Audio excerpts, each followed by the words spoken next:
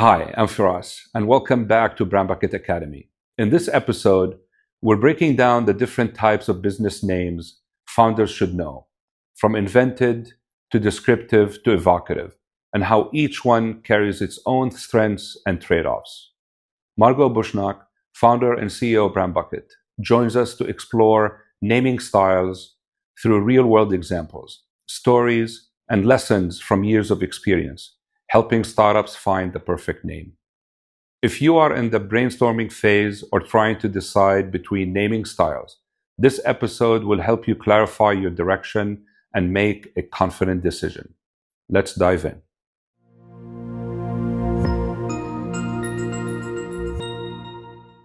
How you doing today? I'm great. How are you? Excellent. What are we talking about today? Types of business names. So, what are the most common types of business names founders should know about? All right. Well, I usually lump them into 4 different categories. There's abstract, or what we call invented on brandbucket.com. And those are words that are just kind of purely made up. They don't have a very obvious root in a dictionary word. Then you have your names based on dictionary words, either one or multiple. And there's lots of different types of those. We can get into that later. And then you have what I call compound, which are kind of a mix of the two, where you can take a dictionary word and change it just enough where it sounds like its own thing. And then lastly, kind of an out there category is founders' names, where it's a last name or a first name or a combination of 2 names or 2 names put together. Those aren't technically dictionary words, but they aren't made up either. Okay. Can you give me some examples of each category, and just to try to maybe and relate it to some like known brands that I might relate to? Absolutely. Yeah. I brought some notes, if that's okay. Yeah. Yeah, most of these examples come from the outdoors camping overlanding world. It's where I've been spending a lot of my time and a lot of my money, unfortunately, but big hobby of mine. And so I'm always looking at the brands that are around. And I look into their story, where they came from. And so I've taken some notes. On the invented side, the most common one is Ultra, Altra. It sounds a little like ultra with a U, but it can stand on its own. And it's reminiscent of, altimeter and different things relating to something high like a mountain. The benefit of an invented name is that it's easily trademarkable, but the downside is that you don't necessarily know exactly what I do when I tell you my name. So if I tell you Ultra, you probably don't immediately have an idea of what it offers, unless you know. Yeah.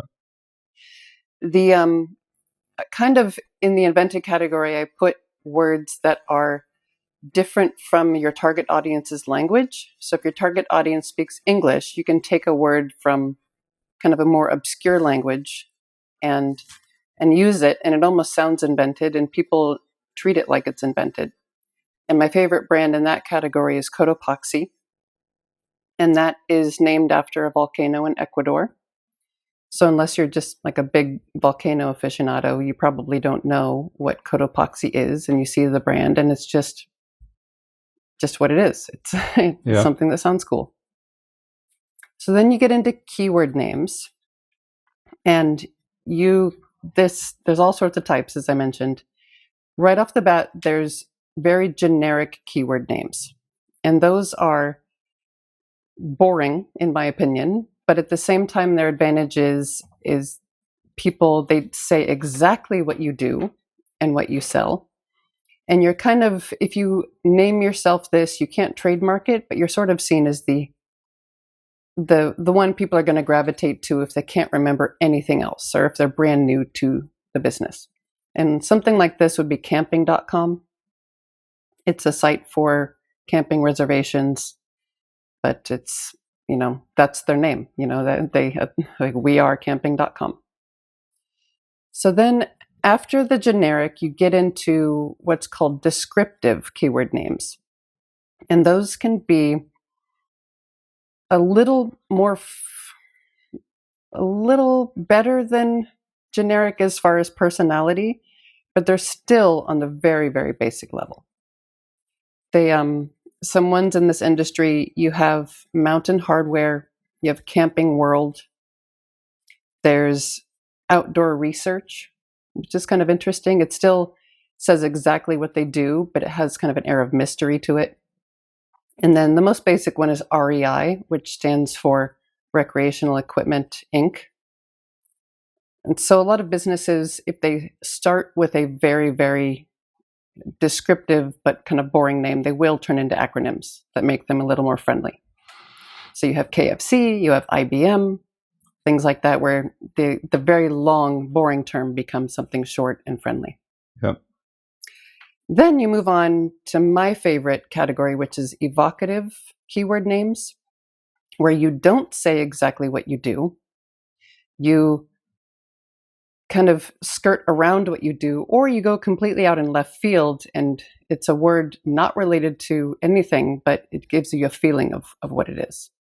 So classic examples of this are like Apple, Amazon, Caterpillar. Caterpillar doesn't sell caterpillars. They sell large equipment in tractors and earth movers and that kind of thing. But they can still use the word. And what's important to note here is all of these are singular nouns. The minute you use a plural noun, apples, caterpillars, then you're expecting that that company is selling exactly what they say. So apples.com would sell apples. And you can go get some caterpillars on caterpillars.com. So you, from what I hear you saying, then the plural of a single dictionary word would work when you are precisely selling that specific item. Yeah. But the singular of that dictionary word, when it's a single word, can actually apply to anything. It becomes a more evocative in your terminology. Yep, exactly. Okay. So some examples in the camping space of evocative names. You can use nouns and verbs. You can use places. You have cocoon. You have marmot, which is like a fuzzy little thing that lives at the top of mountains. Osprey is a bird, a wild bird. You can get a little more out there with places and concepts like equinox, the north face. So traditionally on a mountain, the north face is the most treacherous because it doesn't get the southern sun. So it's kind of putting it out there, like that we're naming ourselves after the dangerous part of the mountain, which is kind of cool. And then other place names, which are really popular in the camping area, you have Patagonia, you have Big Agnes, which is kind of fun. It sounds like it would be named after some kind of like big lady, but it's an area. And then Moose Jaw, which sounds really random, like you're naming it after the jaw of a big animal, but it's a city in Canada. So they kind of took something that could be either or and is playful and fun. And then my favorite brand in this whole sector is when you have something that sounds like it should be a thing, but it's not. But by giving yourself the name, it is a thing, and that's hill sound. So it's like the sound that hills make. So that really kind of makes you pause and just be like, wow, okay. Like hill sound, that should be a thing, right? But it's not. Yeah, I guess it's the sound of the wind going through the hill, maybe it makes sense. It's neat. Yeah. You don't really have to go completely out there, and you don't have to use a single word that means something else. You can actually have part of your name be what you do. So you can have a 2-word name like King Camp. So King Camp doesn't sell camps for kings, but it gives you a feeling of like, oh, this probably is like really comfortable equipment. I feel like a king at my camp when I'm using it. And then you have Jet Boil. So, it boils water quickly like a jet. So you can have what you do, that's the boring part, but then attach it to something that makes it kind of evocative and fun. And then for all of these keyword type names, you don't have to get the actual dictionary spelling. People can have fun with spelling, especially if that helps with availability and it can make a unique brand. So you have Camp More, that's one word, missing the E on more. You have Alpha Pack, missing the C in pack. You have Camelback, missing the C in back. There's Alpine Air, where air is A-I-R-E. There's Rumple. That's another one of my favorite brands I saw just recently. It's the word rumple missing the E. And do you know what rumple means? It means to like crush something up or kind of make it all disheveled and wrinkly. Oh, okay. What do you think they sell? Probably sleeping bags. Yeah, they sell like blankets that you can just like stuff. Cool. Perfect. Yeah. Right? I love it. Yeah. All right. So we've done invented/abstract. We've done keyword. Then you have your compound ones where you've taken a keyword and done something to it. You can have a portmanteau, which is kind of a funny word. It means when you take where the end of one word overlaps with the beginning of the other word. So you have travelocity. It's travel, and velocity is the most famous one. Pinterest is also famous. In this realm, we have ultraspire. So it's ultra and aspire, but sharing the A, which is cool. You can have brands with suffixes like Spotify. I don't really see any in this industry, but that's a common one. You can really take it a stretch, which this is an odd one. There's a company called Arc'teryx, and they actually have an apostrophe in the middle of arc and teryx. And when I looked up what that meant, it actually is a shortening of Archaeopteryx, which is a fossil that links dinosaurs and birds. So they just took the first part and the last part and squished it together. Now they've got a word, Arc'teryx. Interesting. Right. Very And then cool. the very last one is the personal names, named after people. You've got LL Bean. It was Mr. Bean, up in Maine. Deuter in Germany. And then Vargo is named after a very famous mountaineer. If you have a last name like Vargo, that's super cool. You should absolutely name your company that. That takes care of all of them. Yeah, that's awesome. Maybe on something that's a little bit more, and I know it's really hard to tell because you have seems to be quite a bit of different variations, and maybe names can edge on one category or the other to try to define it and so on. But do you have any kind of perspective on what would be a more applicable name for my type of brand or for my type of business or for my type of industry? Is there a specific types that will apply better for certain types of business compared to others? I don't really think there's a rule of thumb for that, but I definitely think understanding the types and laying out the types in front of you when you're going through your brainstorming process, if you can try to fill each bucket of name types with ideas, it'll definitely help you be more creative. It'll help you think outside the box. And then, a certain type will come easier to you, or it'll appeal to you more, and you'll keep going back and adding more. And that's probably the one that resonates the most with you. Okay. Yeah, this is definitely something that I, as a entrepreneur, I would think about all the different naming conventions and try to think about, am I making a mistake if I choose one style or another? Is one being more playful? Is it going to be serious enough? So you're saying just see what resonates with you and move with it. There's really not one type that's better than the other. I think so. I think your gut is a big indicator, because by the point that you're brainstorming, you know your audience, you know your own personality, you kind of have envisioned where your brand is going to be and what it's going to represent.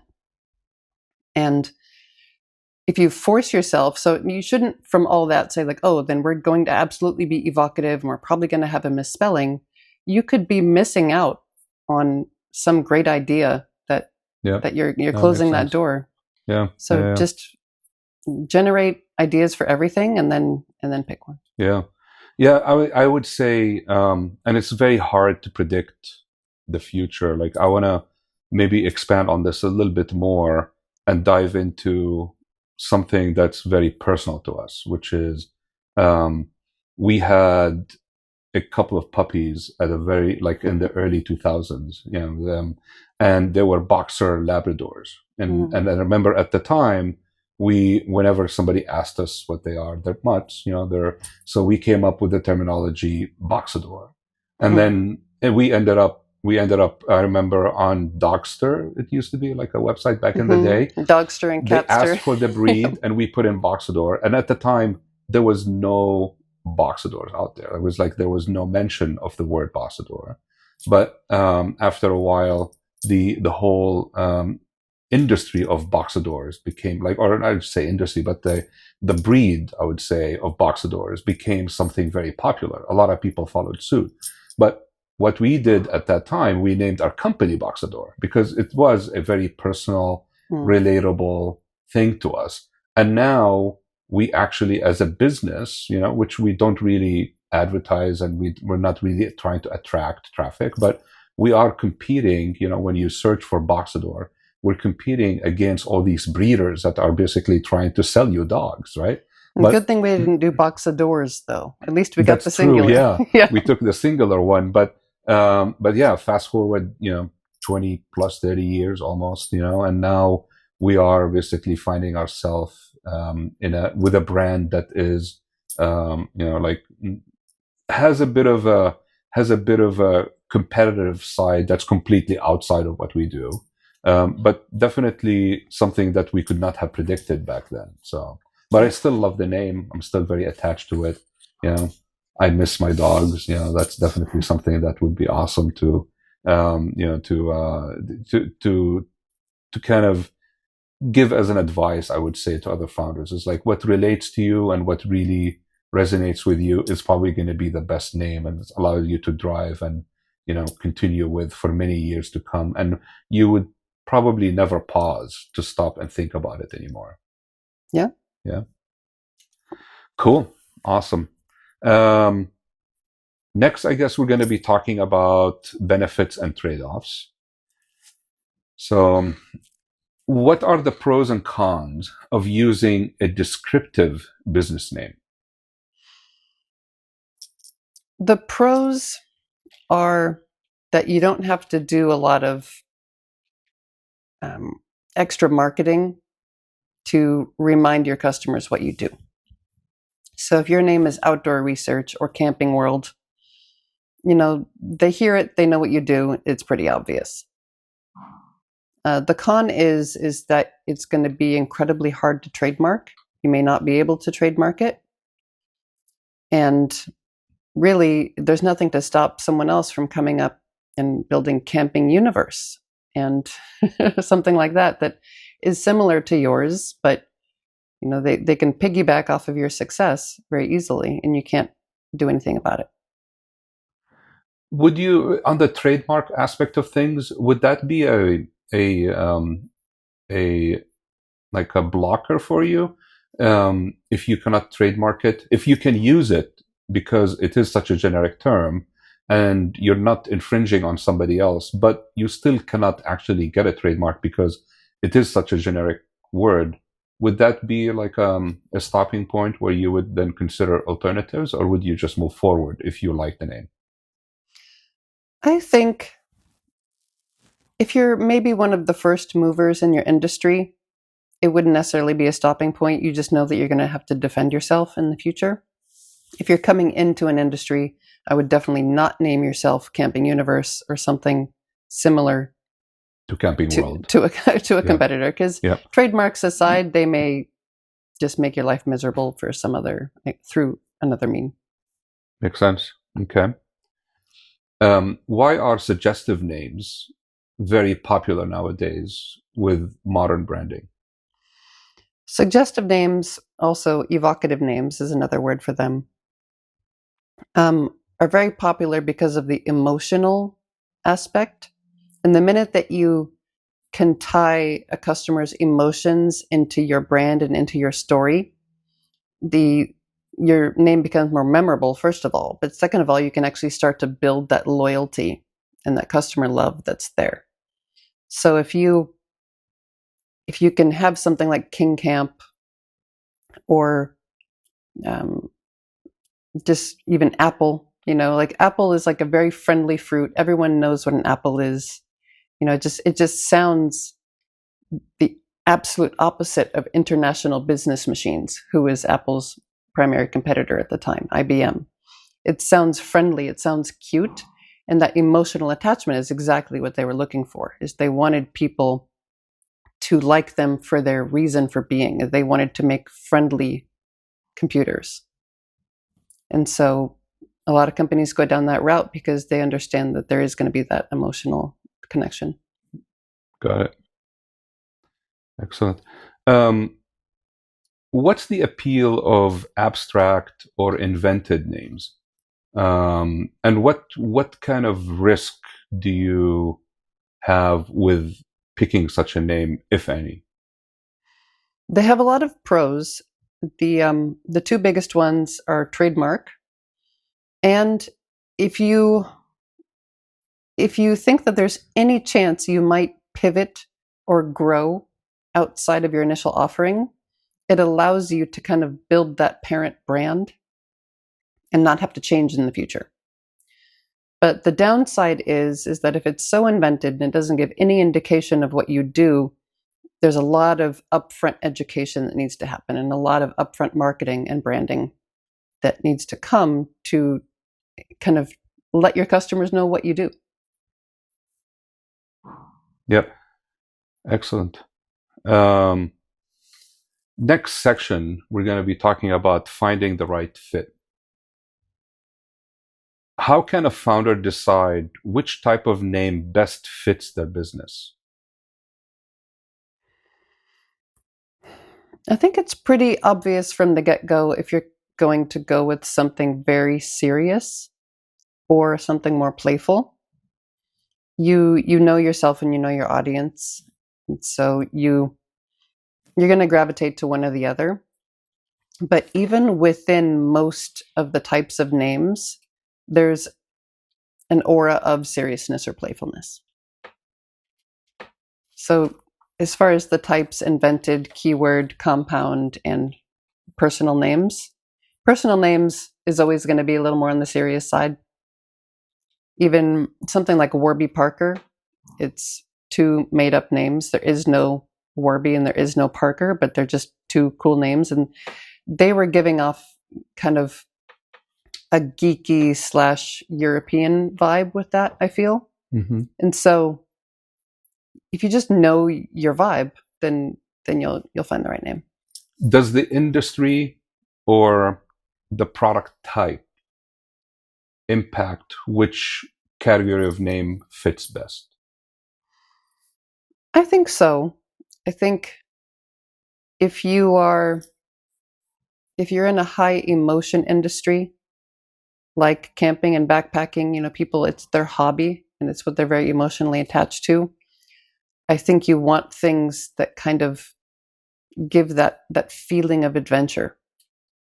But if you're in the software industry, you want to give the feeling of trustworthiness, speed, and that kind of thing. So you'll see it in the competitors around you. You'll see where most of them gravitate to, and it can be an option to differentiate yourself if you go completely different than all your competitors. You can look at where they are, put them in one bucket, and then say, okay, they're over there. We're going to focus on this type of name over here to set ourselves apart. Yeah, makes sense. Makes perfect sense. How much should future growth or flexibility of my business be dependent on the name that I choose? Or influence, I would say, the name that I choose. It should definitely influence it. If you have grand plans and you can see yourself expanding beyond your initial offering, your name should be either generic enough or perhaps go more towards the invented side, or instead of focusing on what you sell or do, focus on an attribute of what makes you unique.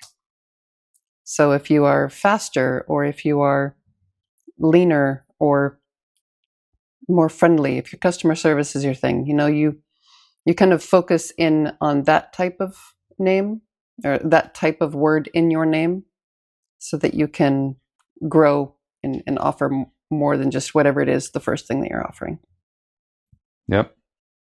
Are there any patterns to how startups or founders pick their naming styles or naming types? I think so. I think there's a lot of influence over founders that are starting new companies when they look at who has been successful in the last few years.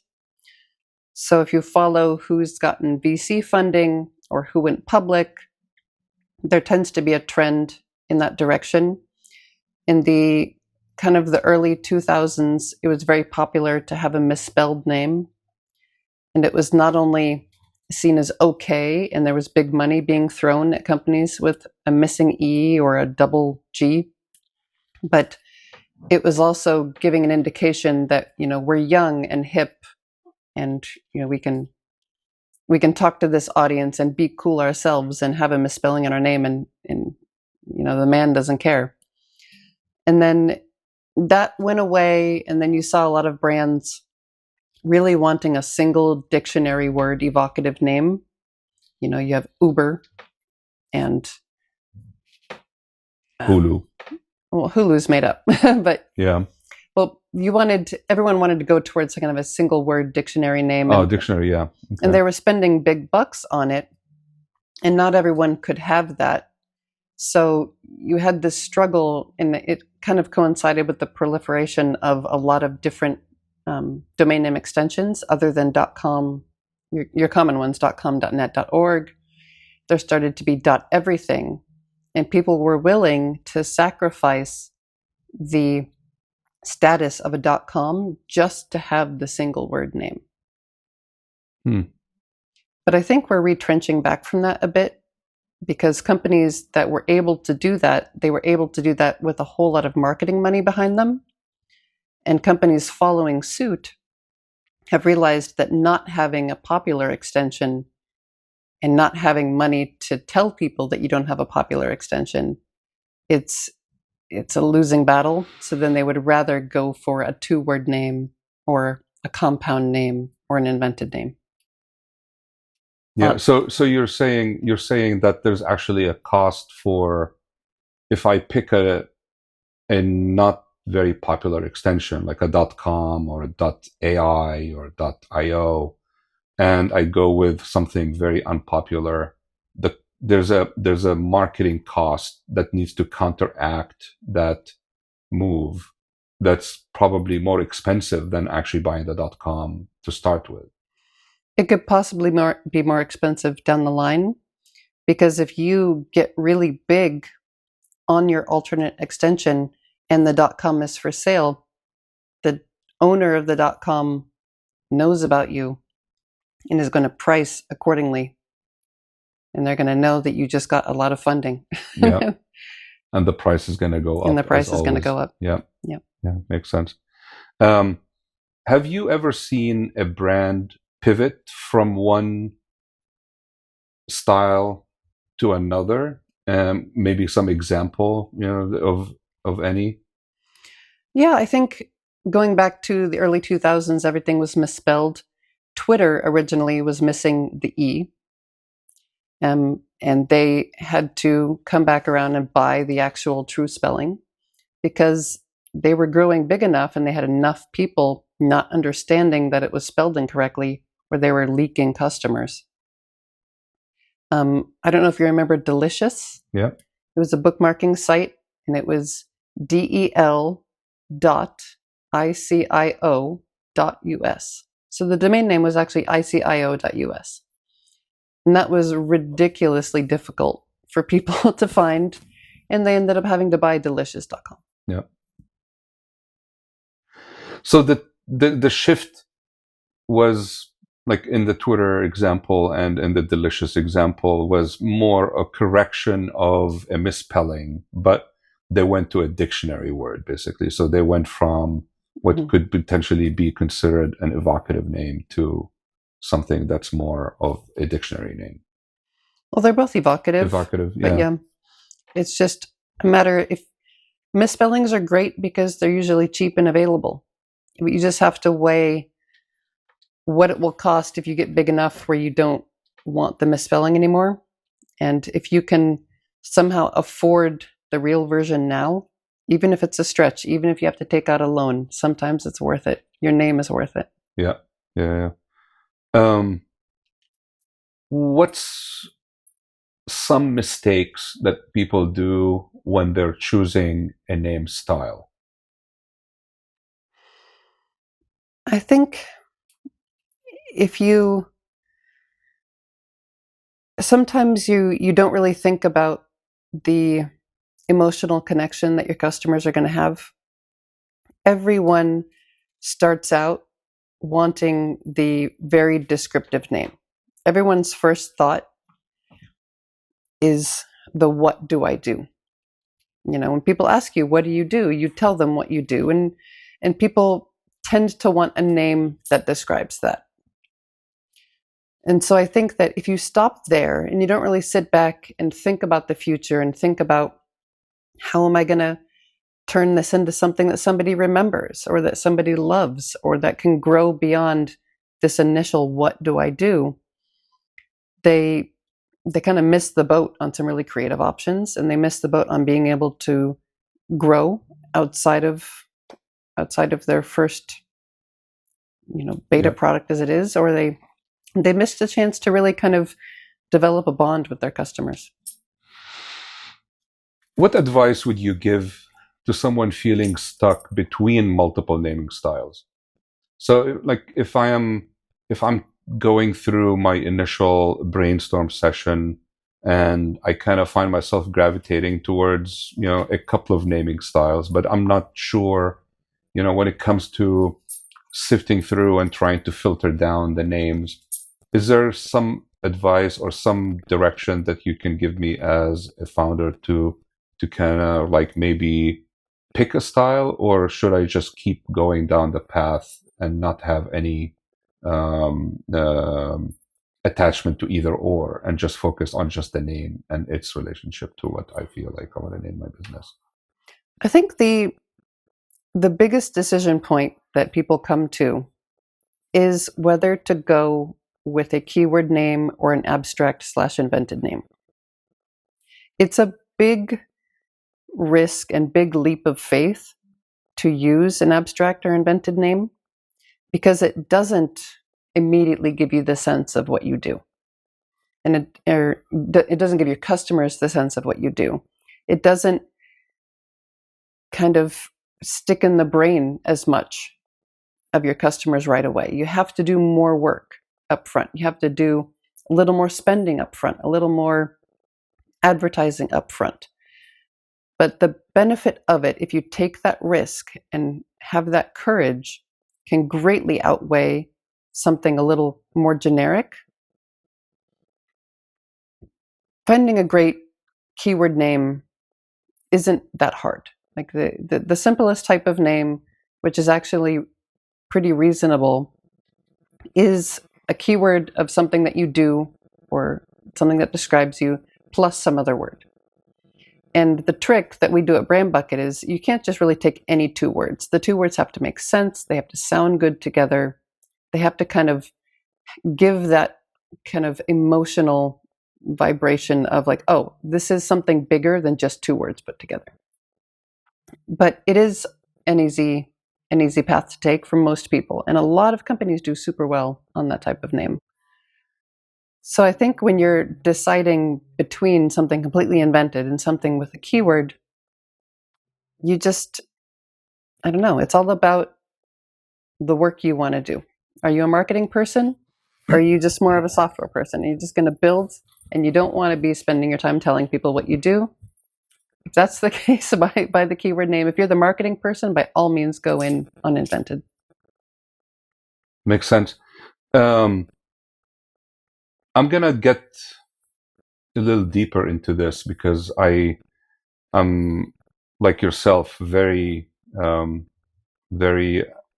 attached to this and have maybe over the years changed perspective on it. But and I continue to explore it more because it's an evolving thing. Brands become loved and people get attached to over many decades. Not necessarily in months or years.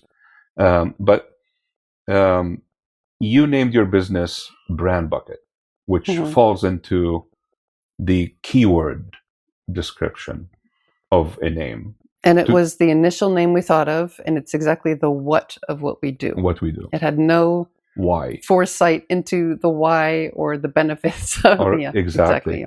And we rolled with it. There was no stopping. Like once we got the name, we never really looked back. But stopping today, right? If you were to choose a name for a future business, would you go personally? This is not about like what people should do, but in the industries that you feel like you would be working with, would you go with a invented name or a keyword name, and why? I really think it's kind of your startup style. There's people who really overthink their startup, who craft the business plan, who map out all their competitors, who lay out their initial feature set, and they do that looking forward. They think about, okay, this takes off, what's next? And then what's the step after that? And there's a lot of time up front kind of planning your journey. And then there's the accidental entrepreneurs, or the people who just like the kind of the lean methodology of just build, test. If it doesn't work, shut it down. Build, test. If it resonates, pivot, build some more, test. And I think BrandBucket was the second type. BrandBucket, we never expected it to be what it is today. It was our own personal bucket of names that we would go to when we were sitting down to do the other type, when we were envisioning a big software product that could eventually be, in every enterprise in America. That second type of company, we would come to the bucket to go look for an invented name. And our bucket was mainly invented names. And we knew that those companies were going to have kind of a broader, generic, kind of infinite appeal to them. But then the kind of the, shot from the hip company that we're talking about now, BrandBucket, was just the first thought. It didn't have a lot of, planning behind it. The name was, I don't even think we thought about the name. It was just what we called it. That's what we called it. It was what we called it when we were sitting around. And so if you're the type of entrepreneur who just has an idea, wants to build quickly, just go get the first thing you think of. But if you want to invest, if you're going to be investing a good chunk of your time, if you're going to, go look for funding, if you really, really have, high hopes and a lot of faith in what you're doing and you do the planning, then think deeper about your name. And it should be, in my opinion, at that point, it should be more evocative or on the invented side, because both of those will set you up for a good growth. That's great. Well, thank you so much. Appreciate your time. The right name isn't just about creativity or style. It's about alignment. A great business name captures your vision, your values, and the impression you want to leave behind. Whether you choose a bold, invented name or a grounded, descriptive one, the most important thing is that your name feels right for your brand and where you're headed. If you're ready to explore expertly curated name ideas or get inspired by naming styles that work, visit brandbucket.com. It's more than just a marketplace. It's a launchpad for your brand's identity.